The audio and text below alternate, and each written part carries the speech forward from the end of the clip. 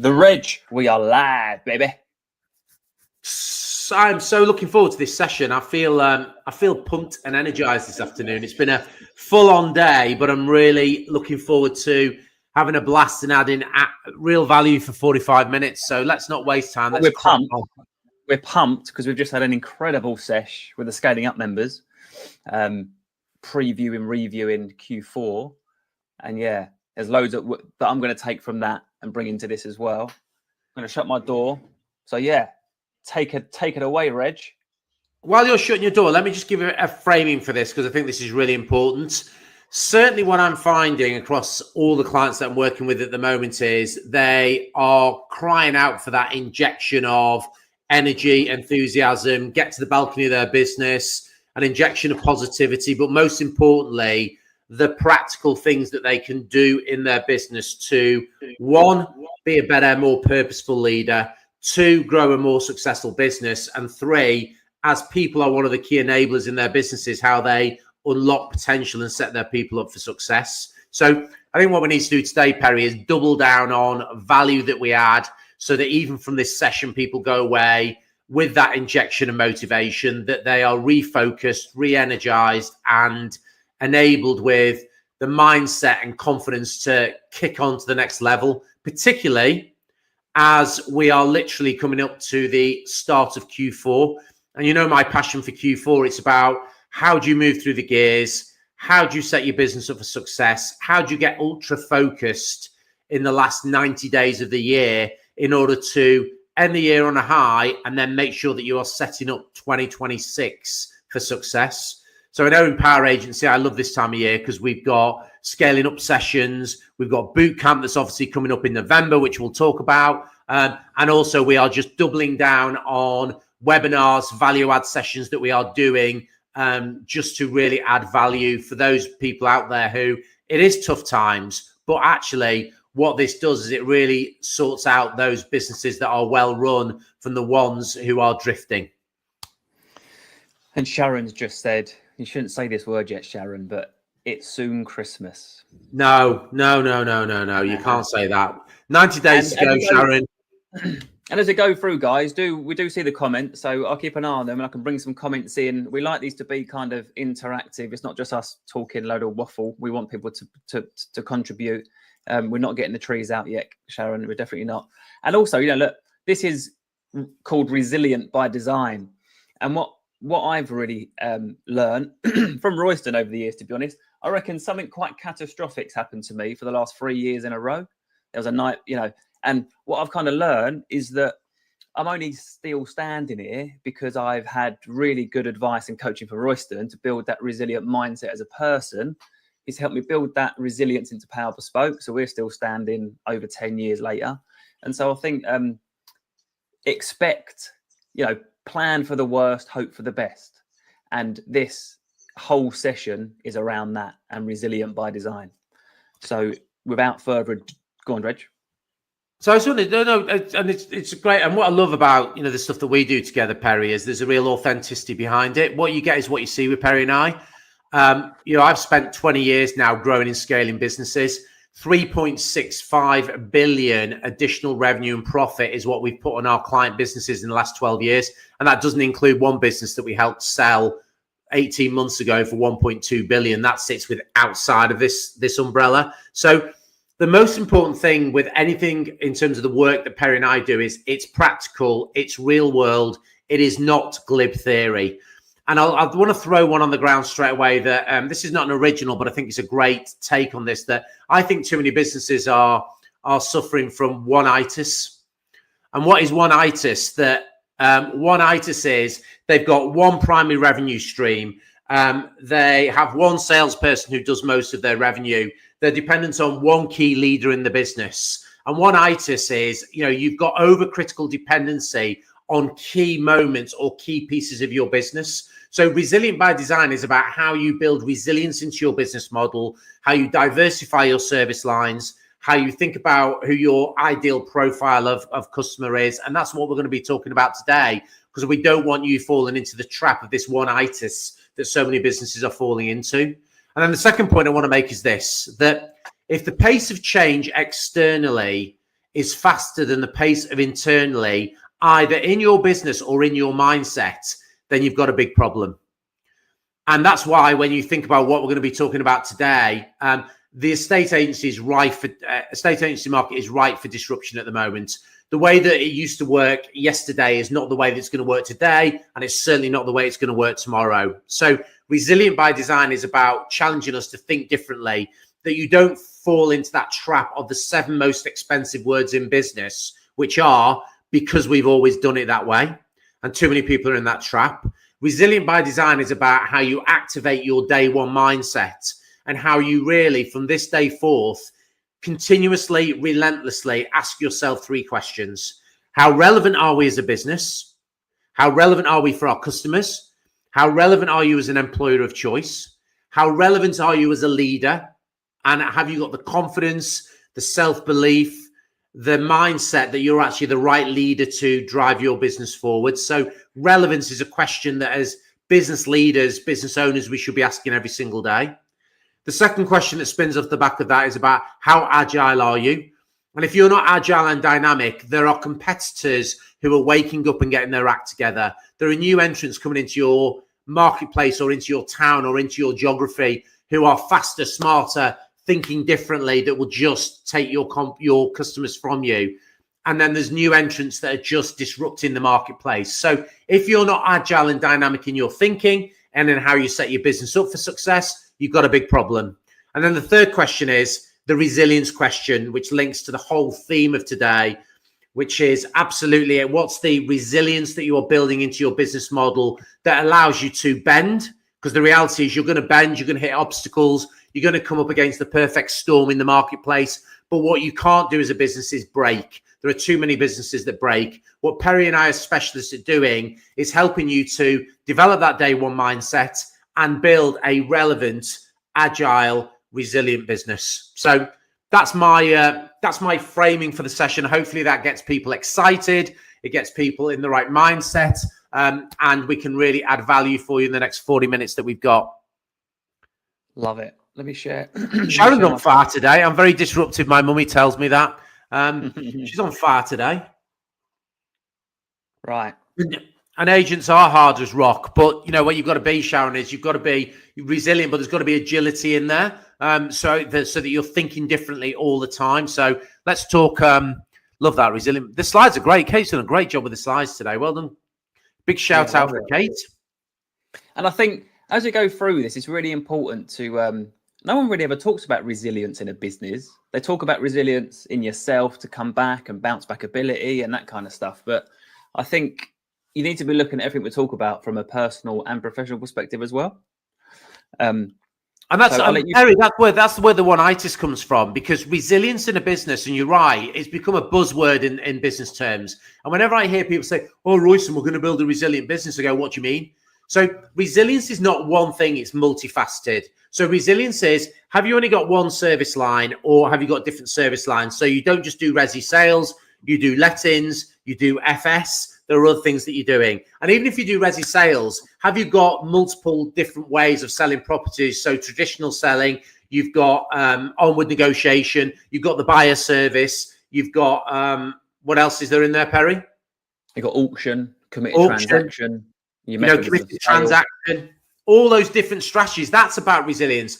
Resilience is that you've not only got one marketing strategy of how you're attracting clients, that you are running client referral programs, that you are your marketing work, that you are all the stuff we're going to talk about in terms of the internal marketing system that you run, that you're not just focused on one particular segment of the marketplace, that you're not just focus on one geography. You've got to get away from this one which drives one-itis, because when you do and you become multifaceted and you think not one-dimensional, but you think from a funnel perspective about your business, suddenly you start to build in so much resilience into your business, and then you don't bend, you don't break, you bend, and you can flex and you can be agile in the climate that we're in. Because the one thing for certain guys is, I'm not going to sit here and say the marketplace isn't going to be challenging. We're in a constant state of flux, what we call a perma-crisis. And the businesses that can really operate within a state of change readiness are the businesses that are not only going to survive, but are going to be the businesses that thrive.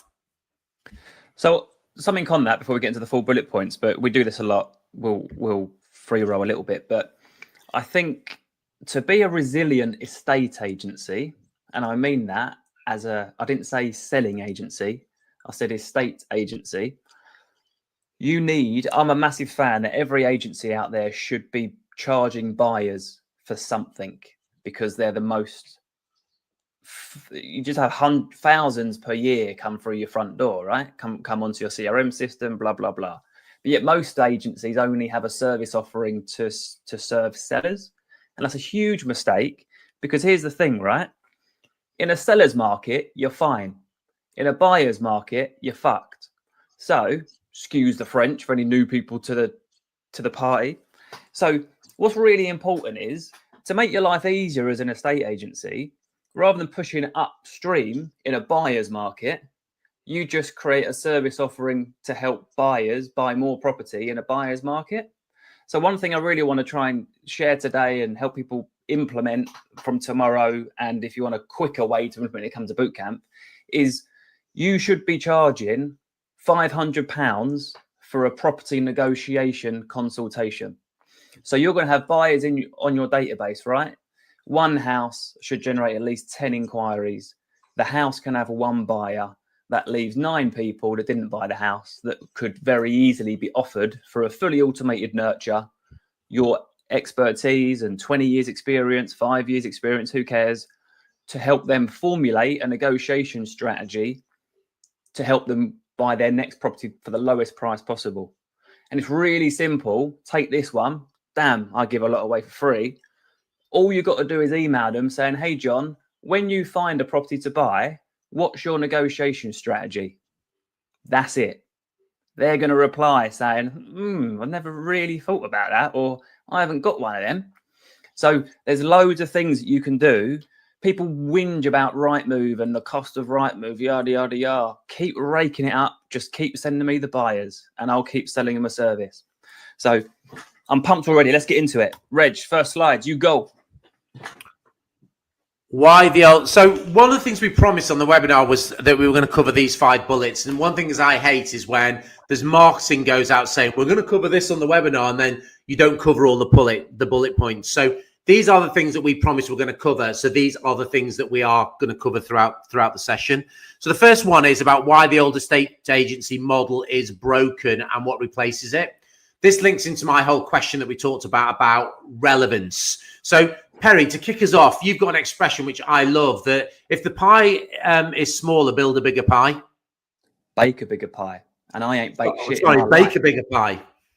Yeah. If the pie gets smaller, bake a bigger pie. I'm going to come off screen share for this one, Reg, because I can't see anyone or any comments. So we're going to keep that thread, but I'll keep flicking between a little bit. So the idea of that is literally, one thing that I'm massive on, right, is when you understand the business you're really in, and we're not going to go into this too much, but the business that Power Bespoke's really in is that we are expertly negotiating the next chapter of your life. There's nothing in there that says we will flick your house on Rightmove and hopefully sell it. So when you go deeper, and this is all part of, we go deeper on extracting that from you at boot camp and that kind of thing. But what people need to understand is you're not a selling agent, you're an estate agent, which means you can help Joe Blogs with their estate needs. And when you then think, okay, so what if I get recommended to a house? We're in Reigate in Surrey, right? What if I get recommended into a client in Brighton? Most estate agents will have a nosebleed if they move out of their little patch where they're trying to fight for 20% market share. That just ain't profitable, because what you're doing is you're scrapping for 0.8%, 1%. You're having to scrap with the little market that you're in to keep your fees high and then get paid what you're worth. And when you're sitting there having to take it at 0.8%, you're feeling like crap because you're like, I'm better than this.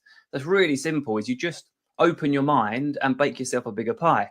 So we've had clients in Newcastle beg us. You're like, you sold our friend's property in Reigate. They said you were incredible. We're in Newcastle. And I'm like, okay, but it's 2.5% plus VAT. That's worth 2 sales in my local patch.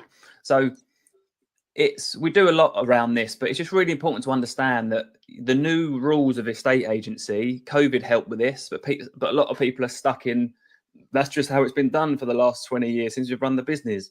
Like, open all the buyers through your door as well. So bring me back to earth in a minute, Reg, and try and translate this into me not going mad. But if you think all the buyer leads coming through your front door from houses you're advertising, you've got a zero cost to acquire those as clients, because they're sitting on your database now, waiting to be called, to be asked, hey, John, how's your sale progressing? He'll say, oh, not very well. You'll say, remember that house you inquired about 3 weeks ago? We just agreed that at £5,000 over asking. Do you want me to pop round and discuss how we can do the same for you? He will say, yeah, go on then, that sounds good. But most agents ain't doing that. They're just spending shit tons of money on leaflets through doors in their little patch that no one's even thinking of moving. So I just really think the whole, the market share metric should be gone. The profitability metric should be more in. I know of agencies, because we're trying to help them at times, who are losing money just to keep the doors open because they can't be seen to go bust. But the problem with that is they're going to go bust because they're letting the market and the local market dictate what they're charging. They're not letting how good they are dictate what they're charging. So I'll stop waffling for that. But that's the general premise of, if the pie gets smaller, which it is, less volume, more agencies, you've got to bake a bigger pie and think like a day one business. Woo! Love that. Ben Roberts has put a really interesting comment in. Really like that expert negotiation. Thought a lot about it, but never really knew how to implement it properly. Robert, Ben, you will if you come to boot camp. And let me just circle back into a point that you said there, Perry, because it's really important. We do a session that we run with our Scaling Up members and at boot camp, which is about what business are you really in. And this whole point that Perry's talking about there is most people don't know what business they're really in. They get caught up on the name of the industry, the product or service that they provide, when nothing is further from the truth.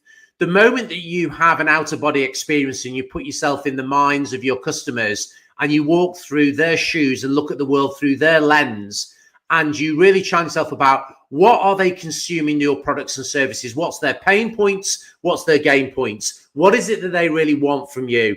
And understand that the most important part of this is that people don't buy on logic, they buy on emotion. And buying a new home is one of the most emotional things that you will do. It's an emotional roller coaster that you get on. And the moment that you recognize that you're not just a selling agent, but actually as an expert negotiator, you are there to help them not only with the sale of their house, but something we're going to talk about later, which is you've got to book the return trip and you've got to help them with the onward negotiation. And we're going to talk more about that in a moment, because hold that thought, it's really important. But the umbrella that sits over this is about a mindset shift that in a day one relevant estate agency business today, you have to get clear on your North Star, on your purpose around why you do what you do, looking at it through the lens of your customers. Think about Google. They're not in the business of search engine. They're in the business of changing the way the world communicates one click at a time. Pizza Express are not in the business of selling pizzas. They're in the business of feeding great conversations since 1965. A facilities management business that I'm with, they're not in the business of looking after your working space. They're in the business of creating places where people and businesses thrive. The moment that you absolutely understand what it is that your customers want and why they are availing themselves of your products and services, and you make that switch in your mind that recognize that every member of your team are expert property negotiators, it elevates your brand. It elevates your confidence and swagger when you're sat there in the living room and you're talking to customers and clients, depending on the language that you use. And it also elevates the proposition that you build and therefore the price for which you can charge for that service, because now you are a professional. Now you're in the same league as lawyers, solicitors, as world-class professionals in what you do. And when you see some of the case studies that we've got about the difference that when you make that mental switch to being a world-class property negotiator, everything changes. Your brand positioning, what you charge, how you grow and scale your business, and the confidence with which you do it. This is about a mindset shift as much as it is about the what and the how. It's all about the compelling why.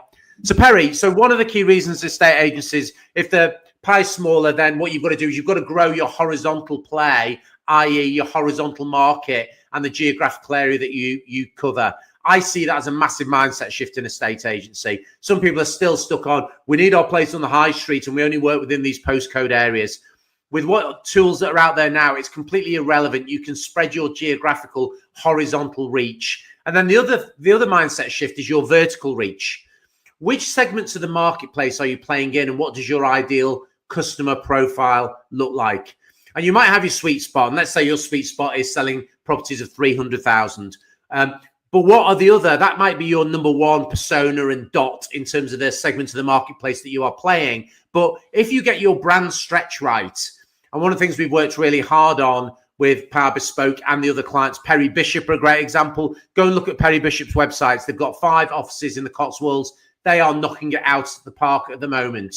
And Perry Bishop, they've grown their vertical market penetration. What do I mean by vertical market penetration? They can sell apartments at £200,000. They can sell in their sweet spot of properties at 600 grand. But now they're competing at the top end as well. And they're up there against Savills, Knight Frank, and they're owning that market as well, selling properties at £2-3 million. So not only have they grown their horizontal reach in terms of their geographical spread, they've grown their vertical market penetration. And when you work on those two things in unison, that's when you can really start to get excited about where the growth potential is in your business. That is about resilience by design, because suddenly you start to have different segments of the marketplace. And if one segment of the marketplace is struggling, it might just be that there's another segment that actually is buoyant or is working at the moment. You take that dependency and you start to remove the one-itis that a lot of businesses are suffering from.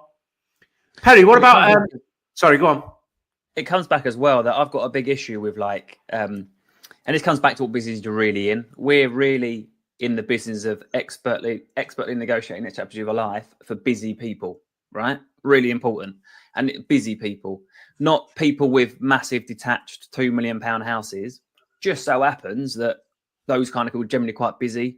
Young professionals haven't got any time to spare, selling their first one-bed flat to buy their first house. They're busy. They pay a premium for convenience. And as long as you know, I'll talk about the dartboard, right? So you've got we only spend money going after the bullseye, but we're going to pick up stuff in the little outer ring. And that Newcastle example I spoke about, we don't advertise ourselves as a national estate agency. We're very hyper-focused on regional and busy people. But if the deal's right, we'll take it on. You'll pick up going for your bullseye. If all your marketing is to busy millennial professionals or whatever, busy millennials, which is ours, for example, then you'll pick up the 3-bed semis because they'll want to buy the 4-bed detached that you're marketing. As long as your internal conversion system is on point and you're getting yourself into their living rooms and that kind of stuff. So I think Ross asked a question. I'll quickly touch on this now, but he said, in a smaller town and being a well-known agent, how does this go? Well, it starts off, Ross, with you implementing what we call the onward negotiation service. So we've moved on to, we offer buyer consultancy. We've got a search and secure service, and we've got 4 stages, and it's £500 a stage for our time for an hour to advise and help. But for you, it would be, if it's a small town and people stay moving in the town, you would email all your selling clients currently and who are buying on and just say, hey, John, would you rather I handled your next negotiation for you, or would you rather do it yourself? Now, they've signed with you to sell their bloody house and get them the highest price. Most of them will say, oh, Ross, I'd much rather you handle negotiation. It's quite emotional and don't know what I'm doing. I'm a software engineer by day. Like, if you could help me with that, that'd be great. Then you start charging them 20% of the saving you negotiate. Now, the saving on average that we negotiate clients is £26,472. 20% of that's £4,000. So you can charge 5%. It don't matter at this point. You can charge nothing and just increase your selling fee to include it to 1.75% if you currently charge 1.5%. Like, this stuff is ridiculously simple because all it's doing is it's feeding what people actually want. They want someone to hold their hand when they buy a house. But in this country, we're stupid and we only serve sellers for some reason. So 2 things that I really want to make sure that. So I want to talk about where that whole concept of onward negotiation buyer service comes from. But one of the most important points is that what Perry and I don't do is just share a concept with you and leave you hanging. So literally, we have created the words, how you put it in your contract, the words that you use when you position the onward negotiation service, how you lock them in. We walk you through step by step how to implement this in your business. And I think what the challenge with a lot of programs like what Perry and I do is that people leave you hanging and they give you the what, they don't give you the how.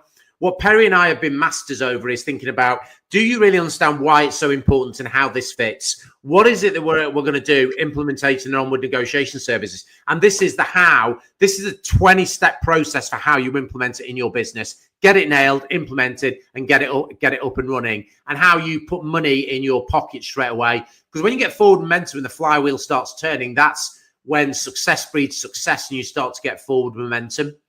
Let me just give you a quick snapshot. I know time's precious. We're already 25 minutes in, but it's so important, this concept of the onward negotiation. If you are truly an expert negotiator, then the whole concept of the onward negotiation came from Perry and I having a conversation. And I said, Perry, you're going to have to help me out with this. I don't understand that. Why, if you are a world-class property negotiator, are you only servicing 50% of the customer's requirements? And the whole concept of booking the return trip came from me. I live in Jersey in the Channel Islands, and I was flying into Gatwick to then get a taxi across to Heathrow, where I was delivering a 3-day boot camp. On the way across to Gatwick, this taxi driver was really engaging with me. He said, how long are you in the UK for? I said, I'm here for 3 days. He said, how are you getting, where are you flying back from? I said, I'm flying back from Gatwick. He said, well, how are you getting back from Gatwick, from Heathrow to Gatwick? I went, I don't know yet. I've not sorted it out. And this is the question he asked. Would you like me to come and pick you up? What do you think my answer to the question was? I went, yeah, that would be great. And he said, well, if I do, you get a 10% saving, because obviously I'm taking you there. You get a 10% saving for the return trip. So, hey, presto, booked in. One simple question. But what did he do in the process of that one simple question? He doubled his average order value, partake the 10% discount he gave me. He doubled his average order value. So when Perry and I had a conversation, it was like, Perry, I don't understand. Why, as an estate agent, do estate agents talk about selling a client's property when actually, if you're a world-class property negotiator, why would you leave the customer hanging? You help them get the best price for selling their house, and then you're going to put them in a situation where they're going to go and negotiate on an onward purchase where, one, they've got emotional skin in the game, and the key to negotiation is never negotiate where you've got emotional skin in the game. And number two, with the greatest respect to most people, they are not good negotiators, and therefore they're never going to get the best price, especially when they've got emotional connection and they really want the property. What needs to be is like when Jane said to me when we bought our new place, she was like, Royston, when you go and do this final negotiation, make sure you don't overpay. Okay, great. One boundary's been set. And then the next question, just as I'm walking out the door, was, oh, by the way, don't overpay for it either. So it's like, oh my God, now I'm like stuck in that quandary. So that's where the concept of onward negotiation, and it is such a golden nugget strategy. And if there's one thing you come to bootcamp for, it's how to learn how to take the onward negotiation, the buyer service, implement it in your business. And I guarantee one thing, if you just took that one thing away from bootcamp and implemented it in your business, you will get a 20x, 30x return on your bootcamp experience just from that one golden nugget strategy that we're going to walk through how to implement at bootcamp. Well, what's mad is, like, obviously we've helped agencies, big agencies, implement this, which has had an incredible, it's all bottom line, right? Because you've got no extra cost to serve. You're already paying the salaries. You're just utilizing, you're sweating the asset of the team you've already got to get more revenue in for that fixed salary. And when you work the numbers right, guys, look, if you transact on 100 units a year, let's say, and 50 of those are actually buying on, and 50% of those want your help with their onward negotiation, and it's easy these days to save 20 grand off a house because most agents overvalue. So we're playing into that whole, I can at least get 20 off, maybe 30. Then that's 100,000 quid of extra revenue straight to your bottom line. Even if 25 customers. Yeah, 25 customers, £4 average fee. Even if you wanted to do it for less, you could, £2 grand, that's 50 grand's worth of extra revenue from the customers you've already got. You've paid Google or you've paid your letters or leaflets to acquire the seller. You have to be better at maximizing the revenue from the customers you've already got, because there's too many people coming into the market trying to take your customers. So if your business is reliant on always new acquisition, you're fucked already, excuse my French. Even if you're terrible at converting them and you only get 7 of 100 that sign your contract, the highest level of trust, they're giving you the keys to their house and said, help me move. So if you can't then say, look, how about when you found somewhere, I'll get you an offer on your place. Then once you've got that, we'll stick it in your pocket. You go out viewing, leave the rest to me. I'll negotiate you the best possible price. With 7 of those, that's 28,000 quid in extra revenue. And the passion that I've got in me is helping you put the nurtures in place to make sure they convert automatically with automated nurtures and SMS conversations. Then, as Ross just said, Ben said the market's even bigger from a buyer perspective. So bang on, my friend. You could be serving all the viewers that miss out as well as your sellers who are buying on. So then the next phase of that, generally this comes on the scaling up program, is that you then design your buyer only services and you get £500 an hour for consultancy from a negotiation perspective, off market property search, all the things that you do to acquire sellers for your estate agency, direct mail, home search, Propult, Sprift, whatever it is. You do that just for Mrs. Jones who's looking to buy a place and give her first dibs on any responses that you get. So it's rewind 10 years, right, guys? Since I've been working with Royston, if I was to start Power Bespoke again, it would be a buying agency that picks up sellers, whereas currently 10 years down the line, it's an estate agency that picks up buyers. So it's such an incredible way of being different, remarkably different as well. You're not just, trying to get houses for sale and competing on fee. You're saying that I'm 1.5% because I'm going to save you £26,471 most likely on your next property. Here's 20 last case studies where I've done it for these clients.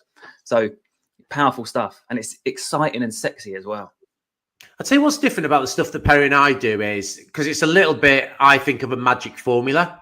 And what Perry's done a phenomenal job of doing is every single concept that I talk about from a business growth perspective, Perry has taken, implemented in Power Bespoke and proved that it works. So when you buy Perry and I and you come and spend time with us and come onto our programs, you're getting stuff that works in the real world. You're not getting the theory. You're not getting the concept of the idea. We can go, here's the idea, and here's 10 examples of how it works. And by the way, here's the 4 steps that you need to do in order to implement it in your business. So we've spent the last 7 years of Perry and I working together, testing it, finding out what works. And we've had some stunning successes and some fantastic failures.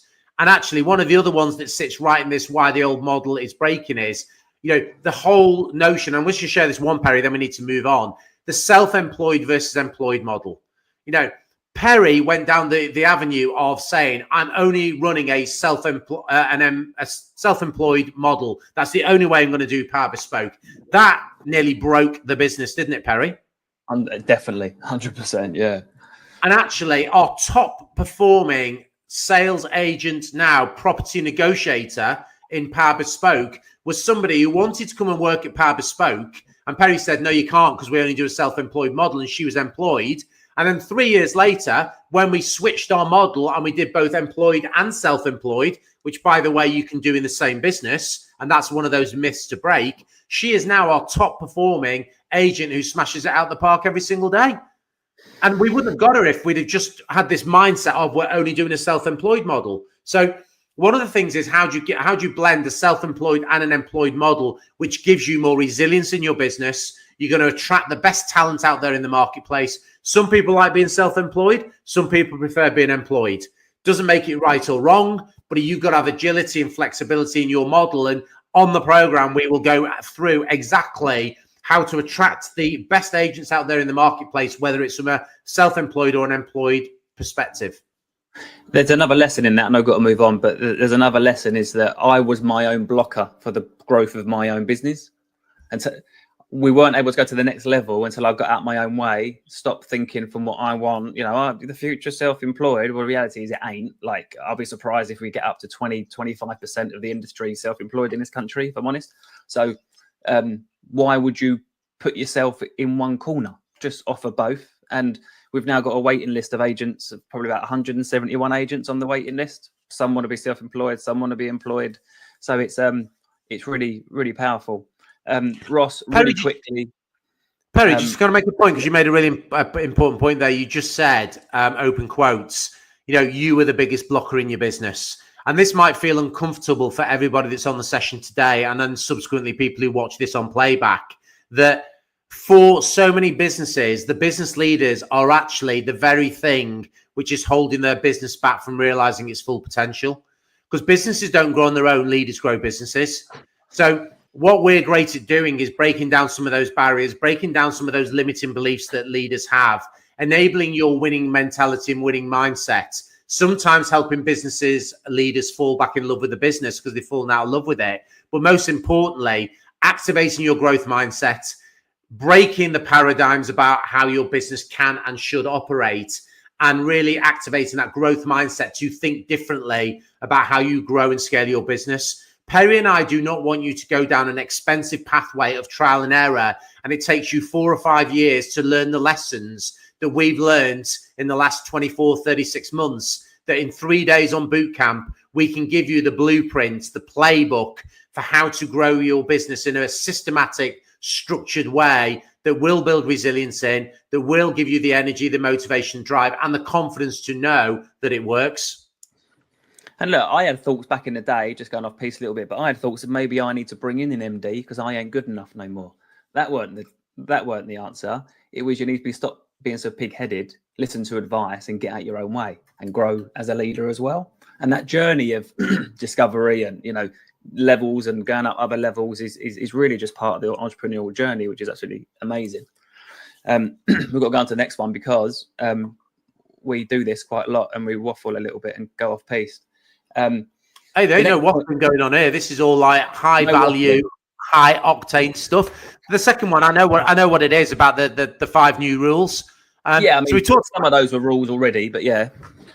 So there's one other one. So the 5 new rules. Number 1 is about, if the pie is smaller, bake a bigger pie. Look at your vertical and horizontal growth.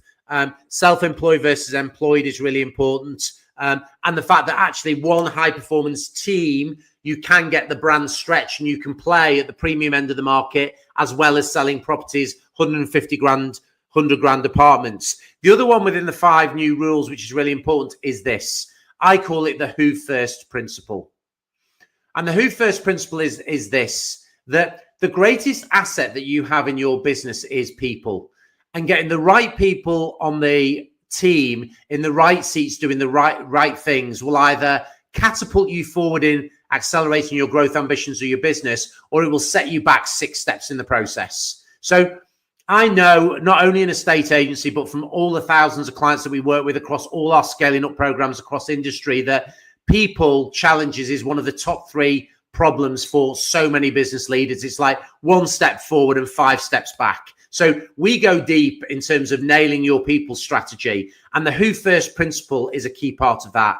That it's about how do you put it out there in the ether to attract the right talent, get the right people on the team sheet in the right seats. And Perry's got a great expression for this, which he kind of has evolved, which is, how do you deliver your business goals with the lowest number of remarkable people, which I think is genius. The lowest number of remarkable people is get the right people on the team, automate the hell out of the stuff that your people don't need to do, and make sure that your people are doing the high value, high ticket activities and focus areas that only they can do, where they have maximum value, where they really make the difference in your business. And then automate and use tech in order to do the rest of it. And most businesses just haven't got this. They're not operating a who first strategy. They're not putting it out there to attract the best talent in the marketplace. And part of the reason for that is they haven't defined the culture and the DNA of the organization. And that is the one thing that on day 3 of bootcamp, we absolutely nail that, what is culture? How do you enable your culture in your business? And if you get your culture right, and bear in mind that culture precedes strategy, it precedes organizational design, it precedes your go-to-market strategy. Most organizations and most leaders have not invested the time in defining that culture as part of that who first principle. So we'll share with you the who first principle and how to nail and how to, like Perry's got a wait list of people who want to join Power Bespoke. Wouldn't that be a great place if that was your business and you had a wait list of people? What I want to touch on that a little bit is who first is, we do over 7 figures with 5 agents, right? And how we've developed that with the who first strategy is we've got We've got agents, right? And they only do 3 things. They advise, convert, and negotiate. Write that down. So important. They advise, convert, and negotiate. Sitting underneath them, we've got a very simplified business model, right? Sitting underneath them, we've got agent assistants. They do everything else, even viewings. So we've got dedicated viewing specialists. The world's become impatient, right? We serve busy millennials. So we do 7-day-a-week viewings. But our agents work Monday to Friday. They don't work Saturday, Sunday. Unless they're falling behind. You're like, oh shit, I better do an advice meeting on a Saturday, right? But there's this structure of how I would like it to operate for them and for me. 1 day a week of recuperation isn't enough for super high performing people. The first day you start to wind down. The second day you relax. You get back to it on the Monday. So we've got our agent assistants in the office supporting our agents, booking their diary, booking their viewings, registering their inquiries. We've got our viewing specialists that are buzzing around because we're quite geographically spread, only doing viewings, absolute specialists at doing viewings, hence why they're called viewing specialists. And their remit is don't try and sell the house, just show the house. You can't sell a house, you can only sell a viewing to a house. Then the rest is over to emotion and logic, blah, blah, blah. But really simplified model, whether it's employed or self-employed, it operates in exactly the same way. Simplicity is genius. Complexity fails. Simplicity scales. And there's a really who first strategy. I've had 10 agents in the past doing less business than the 5 we're doing now. No joke. We've just got some real A players. I had a mental breakdown a couple of years ago. I had a switch to be like, I'm just not going to deal with dickheads anymore. People have got to be at my level or above, not below. And I've just become brutal. And what I've learned from that is my life is the most less stress it's ever been from a business perspective because they left to get on with it. They've got great assistants that they love and that they really rely on. And the viewing girls, the world's become impatient. We've got WhatsApp groups. We do 7-day-a-week viewings, 8 o'clock on a Sunday night if we need to. The viewing girls love it because that's what they're there to do in the team. This might sound like a stretch for where you are, depending on how mature your business is today. But one of the things on scaling up that Perry and I talk about a lot is how do we help you to make yourself redundant? And that has to be the North Star and goal for any business leader. Now, when I first started working with Perry, if I'd have said that to him, he'd have been like, Royson, you're delusional. I am so busy on the dance floor of my business trying to do everything, which is why it burnt him out and he ended up having a breakdown. And the great thing about Perry is really open and honest with this stuff. And I think people buy into that authenticity because this is real. So Perry has learned the hard way that actually you've got to build a leader culture. You've got to get the right people on the playing field. You've got to enable them within a framework of a high performance culture. You've got to do the tech and the process enablement around them. And then you've got to get the hell out of the way. And the goal, believe me, we can help you get there, is the whole pathway. And it might not be tomorrow, it might not be by Christmas, but within, depending on where your business is at, 6, 12, 18 months, 2 years time, wouldn't it be great if you could decide that you're going to go on a 3-month sabbatical, you're going to take some time out of the business, come back, and the business is running as a turnkey operating machine because it's been set up right. And that's one of our goals, is about how we help business leaders get more life, more freedom, and more choices. And unfortunately, most business owners and leaders have got less life, less freedom, and less choices because they're working for an insane fool, which is themselves. Our job is to help you to build a turnkey, what we call the boss system, how you boss your business, a business operating turnkey system that allows your business to deliver predictable, repeatable, sustainable results every single time. And that's the blueprint that people walk away from boot camp with. They audit their whole business over 3 days, and it is friggin' intensive for 3 days. But you will go away feeling more energized, more charged, with clarity, more clarity than ever about what the blueprint is to grow and scale your business. So the point is there, right? As a business leader, you need to steer the ship. You need to lead the business. That's pretty much all you should be doing, if I'm honest. It should be full time still. I mean, I work harder than I've ever been, but it's helping the rest of the team level up. It's not me trying to find a way of handling 20 clients at a time rather than 15. Like, that's not growth. And the important thing with resilient by design is you have no resilience in the business. If you go and break your back next week, and you hope you don't, but you do, and then you can't walk into houses, maybe if you're the biggest fee earner and you're driving everything, that's a big problem. And it's just what's exciting about this kind of stuff, and why I love doing this, I love the boot camps, I love the scaling up programs, is I've got a mechanic.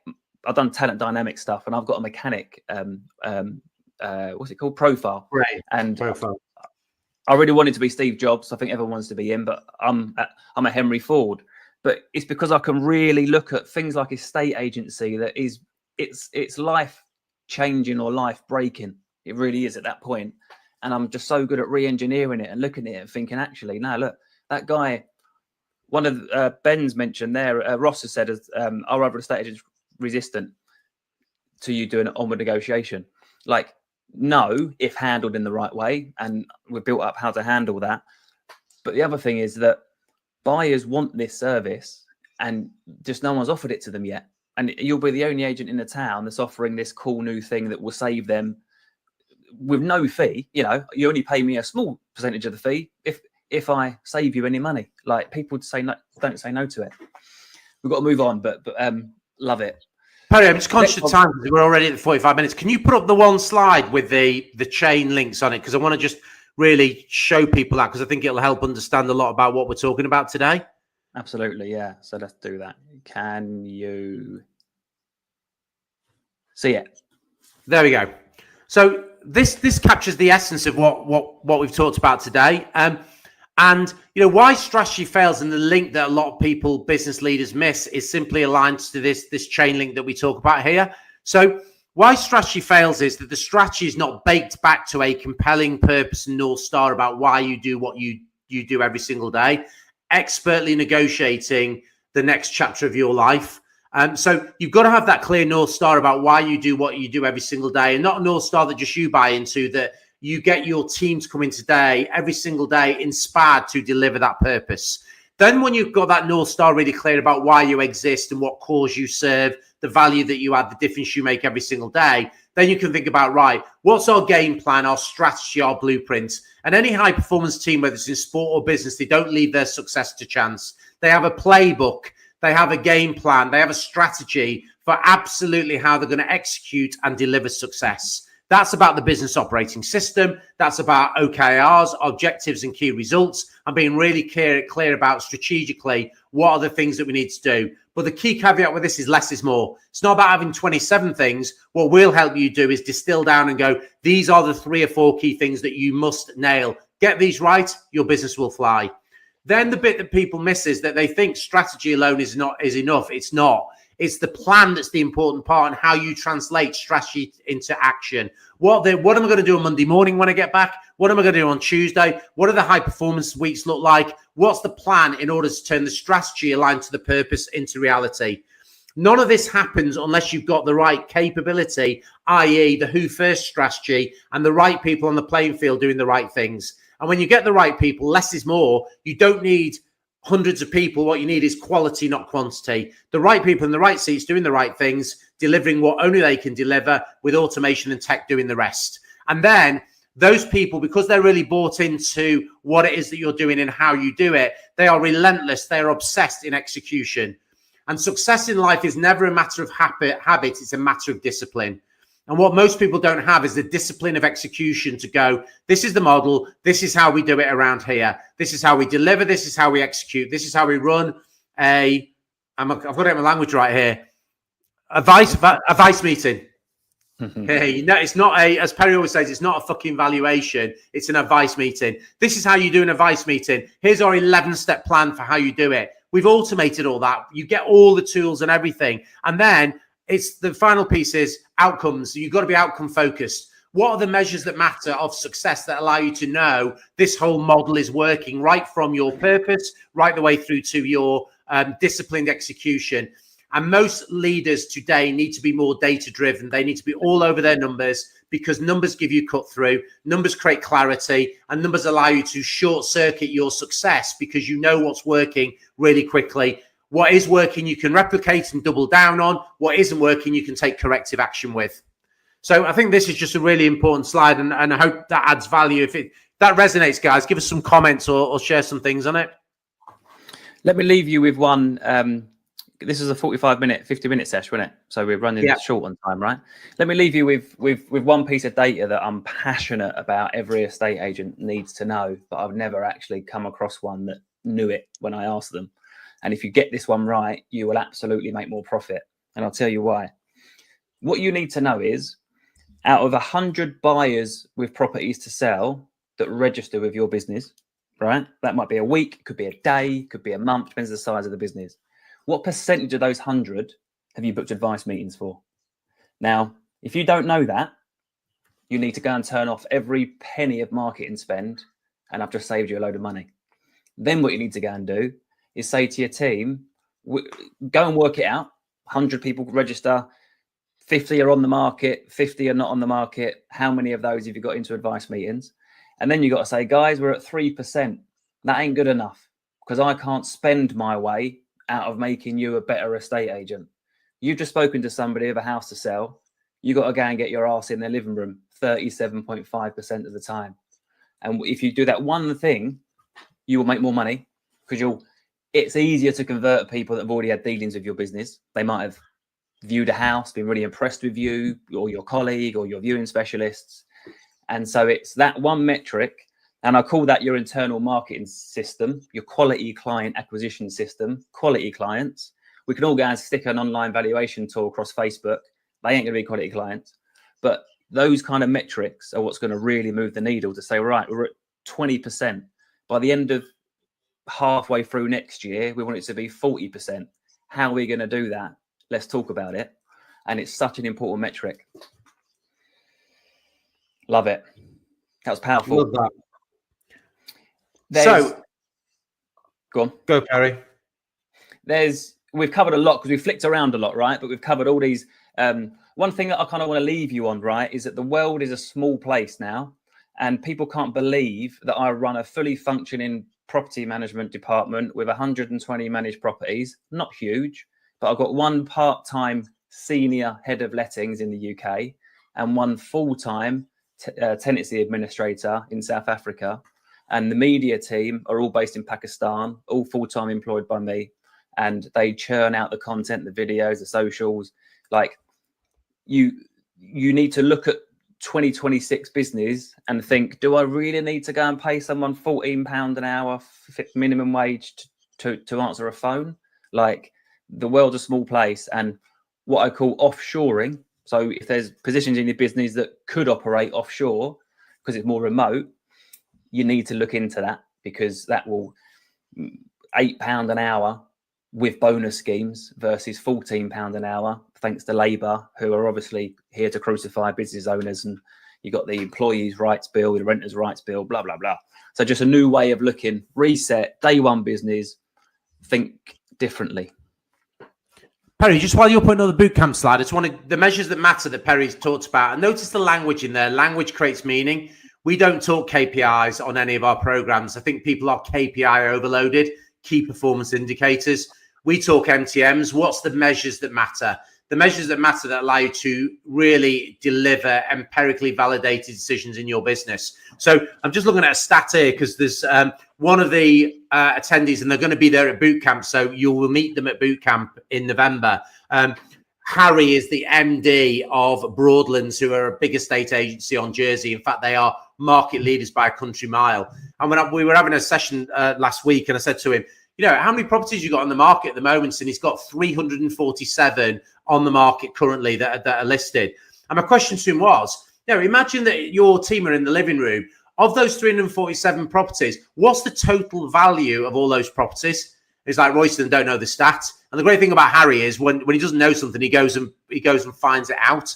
So he sent me a message 2 hours later after our meeting. He went, 347 properties, total value, 692,960,499 pounds. So imagine being sat in the living room going, at Broadlands, we are the market leaders. So if you want total peace of mind that you have got the best expert on the island, we've currently got 347 properties on the market, which total nearly 700 million pounds worth of property. So stats allow you to create credibility. And imagine the swagger with which Harry's team walk into meetings now, they are Broadlands. And back in the 1980s and 1990s, if you met an IBM salesperson or you were going in to do a pitch and the IBM salesperson was sat in the reception area and you walked in, you'd be like, oh shit, we've lost it. We're up against IBM.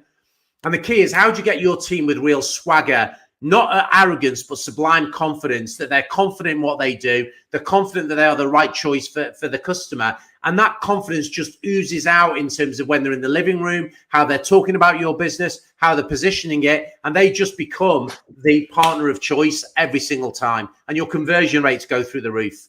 That's what it's about. Something I want to end on is words change lives and language matters. So if you're sitting there, so what you should know, if you don't buy into the whole onward negotiation, offering a service to buyers because they're just coming through your front door, like there's loads of them. If you don't agree with all that, the one measure that you should know is your average negotiation increase from initial offer to offer accepted. So ours currently is 2.7%, right? It'll fluctuate in the market. But when you're talking that kind of stuff in the living room to Mr. and Mrs. Jones who are looking to sell their house, you're talking a different language to everyone else. You're talking a language that, Mrs. Jones, we've got a rule at Power Bespoke. We never, ever, ever, I'll say it 3 times, accept the first offer. We always refuse it, even if it's enough for you. And the result of that is that we negotiate an increase on average of 2.7% from initial offer. That is a different language. Then apply that to, and Mrs. Jones, because you're looking to buy a bungalow down on the coast, we help our clients negotiate their onward purchase and save them an average 6.7% off the asking price. So I'd love to help you move. If you've got any questions, or should we get the photographer booked in for next Tuesday? Like, it's a really different level of estate agency. It really is. Sharon, you're spot on about it's not just about having houses on the market, it's about how many you sell. There's 37 estate agents on Jersey, which is crazy when you think it's only 100,000 people population. Broadlands have sold 4 times as many as the 12 agencies that sit behind them on the league table. So they are knocking it out the park in terms of their sales, and all their stats and key vitals around conversion rates, time to market, selling, they're all off the scale. So they actually walk the talk as well. It's not about 347 that they're not selling. The execution rates are just off the scale. But it's a great question, and you're absolutely spot on. So guys, Power Up Bootcamp, Resilient by Design. Our bootcamp, legendary bootcamp, is back. It's completely reshaped. Every single year, we completely revamp it because the marketplace moves, it changes. So Resilient by Design, it's a completely different look and feel to anything we've done. 3 days, broken down into 6 sections, and you literally walk away from the 3 days with your blueprint. You will take your business to pieces. There will be times on the 3 days where you feel comfortably uncomfortable, because that's what Perry and I do. But we literally, sleeves rolled up, help you build, redesign, and walk away with that blueprint for your business. And the great thing about it is there's a complete risk reversal guarantee. If by the end of day 1, you don't feel you've already got your value from it, then you can walk away and we give you 100% of your money back. That's how confident we are in the Power Up Bootcamp. And bear in mind, we've been delivering this for 7 years, and we have never had a client who has activated that risk reversal guarantee and left at the end of day 1. So I think that says everything about the bootcamp. What's most important for me is half the room's always returners. So some people want to join our scaling up program, great. Some don't. But what they do is they use the bootcamp every year. We're doing it for 7 years as a reset, hit their goals from the November bootcamp, come back next year, set new goals, go again. It's such a powerful few days. Get in touch with Kate. We'd love to see you there. We hope with these we've got a resources page on the website that's going live soon. So we'll make sure we email that to everyone, because it's got these kind of webinars we've done over the last 2 years that you can go back and rewatch. Because what Royce and I do, and I'm really passionate about, is, whether you do, whether you don't, doesn't really affect us that much. It will affect you a lot. But we want to give huge amounts of value regardless. So hopefully this wasn't a kind of, well, I know it wasn't a kind of sow fest. It's loads of value, actionable takeaways, go and implement, and hopefully speed it up a little bit by fast tracking what I've spent 7 years doing, you'll do in a year. And guys, just while Perry's closing off and talking, I know there's still a number of people who are still on, so thank you for staying the course with us. But can you just put in the comments your one key thing that you're taking away from today? What's the one thing that's really chimed or resonated, that's your one committed action that you're going to go away and do something with, even from this 59 minutes and 12 seconds that we've had together today? So if you can put a comment in the comments box, I'd just be really interested to see what people put in there as their one golden nugget, either reinforcement of what you've already been doing, but today's reaffirmed it for you, or something we've talked about that you've gone, oh my God, I never thought about that. If you've got it, just stick it in the comments. And if you're not going to put one in, I assume that's because you've just put us on mute and you're going to rewatch it back on replay when you get the email in about 5 seconds when we end this live. Good engagement though, guys. I think it's good questions, good engagement. Sharon, sack people, get some rocket fuel. Love it. and that whole chain link thing, we're just doing that with our scaling up members, and a big part of that is capability. If you're looking at your team now thinking, you ain't really done much this year, you're probably not going to help us get our goals in 2026. The capability one needs to be reviewed and matter to replace. It's like the transfer window. This time of year is the transfer window for the Premiership. Yeah, and the other great thing, Perry, is about this time of year, naturally you are in reflective mode, thinking about how 2025 has played out for you, what's gone well, what hasn't gone so well. And also, as we get to Q4, we're starting to reflect and think about how do we set ourselves up to end 2025 on a high and come out the blocks fast in 2026. That's why we do boot camp in November, because it will give you that balcony time to get off the dance floor of your business, reflect and do a review of 2025, and also preview with clarity, with purpose, with focus, how you're going to set yourself up to make 2026 the best year yet. Even in what might be a challenging marketplace, the businesses that really are set up for success are the ones that will thrive even in a difficult marketplace. That's what we will help you do. Ben, brilliant guys, really interested. Sharon saying that on a serious note, she needs to sort her tech out, which I am the guy from that. Cut me in half. I'm a geek on this side, estate agent on this side. Cliff Clinton loved and totally I love it, dude, as well. Expertly negotiate the next chapter and also increase from initial offer to accepted offer. That's a massive figure and you'll be surprised. And it's great to reward your team as well, to be like, Si, this month, dude, you're the best negotiator in the team. You've got 3% like from initial offer.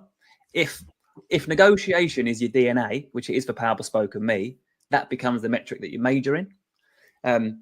Liz, it's reminded me how valuable bootcamp is. You, my lovely, are incredible, and I can't wait to see you in November.